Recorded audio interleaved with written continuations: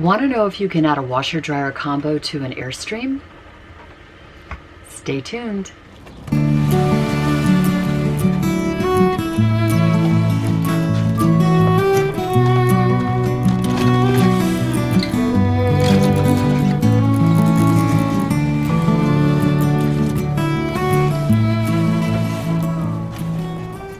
Hi and welcome to our channel. We are Paul and Amber with Living the Do Life, and we live full-time in our Airstream Flying Cloud.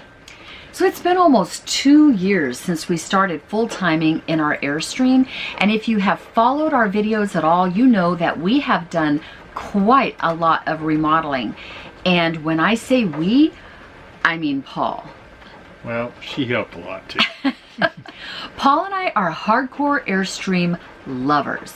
But even so, there are two things that we miss that we used to have in our bigger RVs that we don't have in the Airstream. Number one, washer and dryer. That's the one I miss the most. Number two, an ice machine. In today's video, we're going to show you how Paul solved one of our problems by installing a washer and dryer combo. There are a lot of YouTube videos out there about washer dryer alternatives for people in small spaces, and believe me, we have tried lots of them, and some of them they work actually pretty good. So we don't have anything against those. It's just not for us, and I really wanted a more traditional washer and dryer, but we really didn't think we had the space for it. One thing Paul and I are very good at, and this just comes with having 4 RVs that we've remodeled, is looking at a small space and figuring out how we can reinvent it to make it work better for us. The question is, where do we put it? There's not a lot of space in an Airstream, so we really had to put a lot of deep thought into it. Yeah. So where did we end up putting it? In our remodeled kitchen. You heard that right. We remodeled the remodel. The reason why we installed it there is easier to tie into the plumbing underneath the sink. It's the drain and the water lines, and also it was easy to run the wire to it. So since you spent all that time remodeling the kitchen and then had to tear out some of your work to add the washer and dryer, how do you feel about that? Well, we needed one, so at least I didn't have to tear everything out. So what steps did we take? In this video, we're just going to give a very broad overview of the steps that we took, or the steps that Paul took, to tie in the electricity, the plumbing, get the washer installed and working correctly. This is not going to show you how to do it in detail. It's just going to tell you how we did it. And some of you might not feel comfortable doing all the plumbing and electrical work, so have somebody do it for you. Yeah, you can pay people to do it, and you know, the new Airstreams are coming out with washer dryers, certain models. Yeah.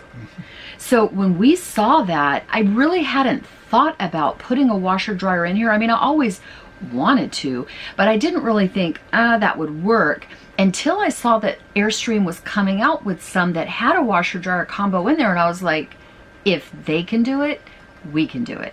Step one. So what we had to do first is really figure out where we were going to put it. Once we figured that out, then we had to measure the size of the space we had to work with and look online and search for a washer dryer combo that would fit in that space. Washer dryer combos come in all different sizes, and it actually was a bit of a challenge to find one that would fit the depth and width and height that we had. Another thing is whether you want a ventless or vent. We got the ventless, that way we don't have to cut a hole inside of the Airstream, so we got a ventless one. Yeah. You know, when Paul was cutting holes in the tin or the aluminum of the Airstream to put in more power outlets, woo! I can't even imagine saying, oh, we're going to cut a hole on the outside of our Airstream. Not that it can't be done, it certainly can, but we just decided it wasn't worth it for us to do that. We did not want to do that. Okay, number two, I ran 110 wire, put in the outlet for the washer and dryer, and I installed a 15 amp breaker in the breaker box where that way it have its own breaker. You put it on its own breaker so you don't overload the breaker itself. Step 3. I had an 1.5 PVC pipe to tie in underneath the sink drain with the T and come over to where I'm installing it and up for the drain for the washer dryer.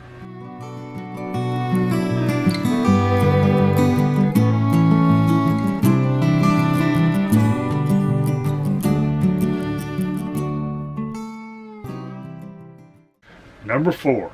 Okay, I use PEX tubing for the install for the water lines, hot and cold, red for the hot, blue for the cold.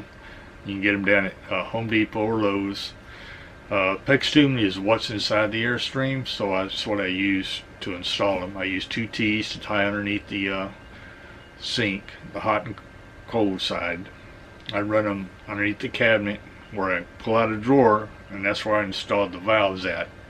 That way, if I ever need to turn them off, I can pull that drawer out and turn the valves off, and that's pretty much it.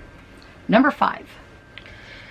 To gain more depth in the cabinet, I needed just a little bit more depth. So what I did was I reduced the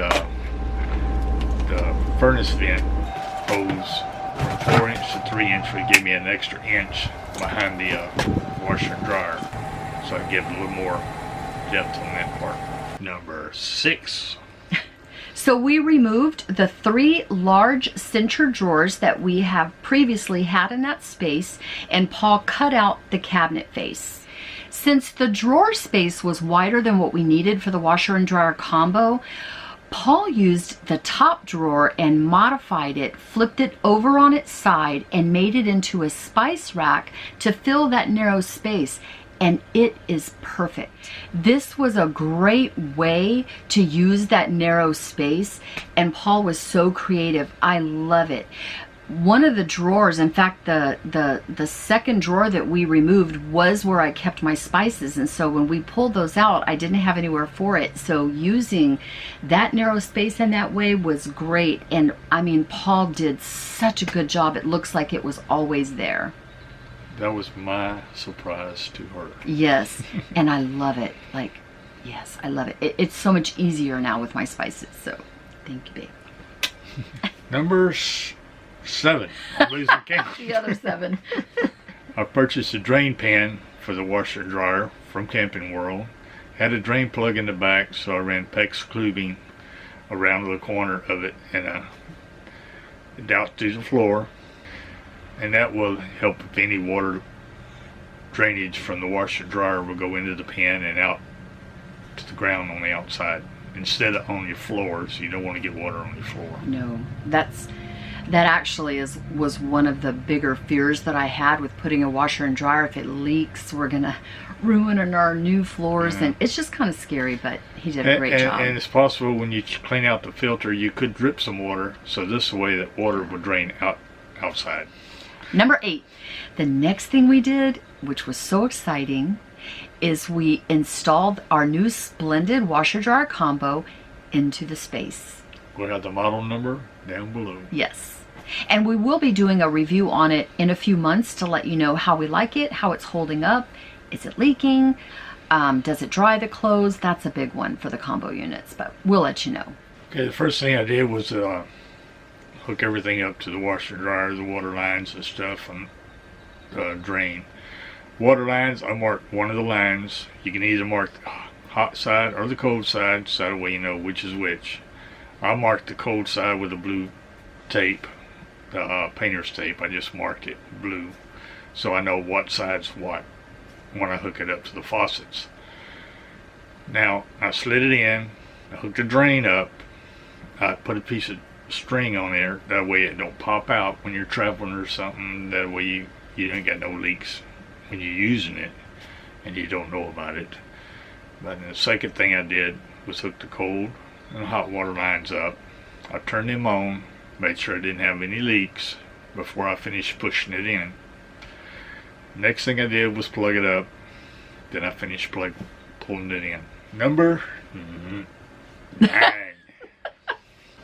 So we ran it through a cycle to check and make sure that we did not have any leaks. And We held our breath. Like, I mean, Paul did a really good job, but you just never know with these things when you're introducing new plumbing into anywhere.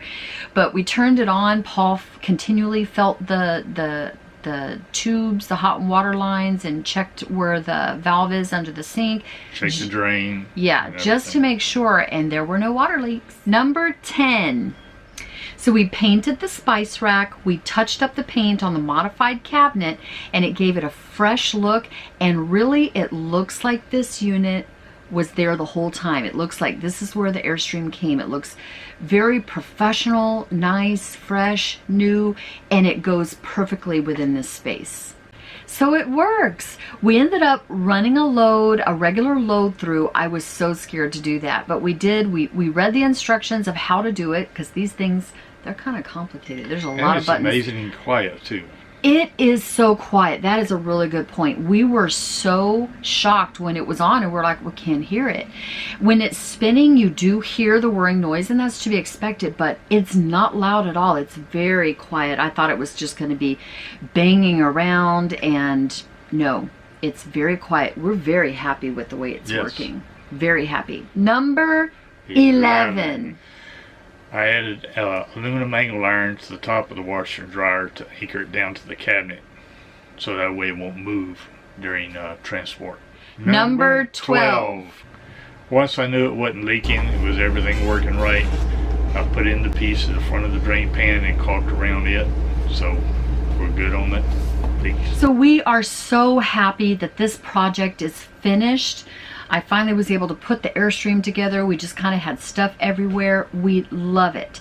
So when we run it through the cycle, just to give you a little idea, it feels like, because it's ventless, it feels like when the washer is done that the clothes are still damp. But if you pull them out and you shake them out, they're really not. They're dry.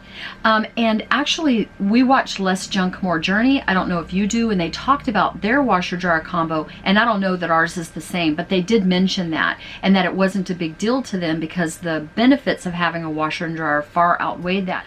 But we still have to go to the laundromat every once in a while to do the blankets and sheets, the bigger stuff. Yes, and that's okay. We don't mind doing that, but it will be nice to keep up with the small loads as we go. Yeah, the day-to-day. We're very happy that we did this. You know, you take a gamble when you try to do something new like this, and it paid off for us. It really worked out, and we love it. Yep. We would be so thankful if you join our YouTube family by hitting that subscribe button. And if you liked this video, please give it a thumbs up. Bye, everyone. Bye, everybody. And don't forget to live simply, dream big, and do life. We'll catch you down the road. Safe travels.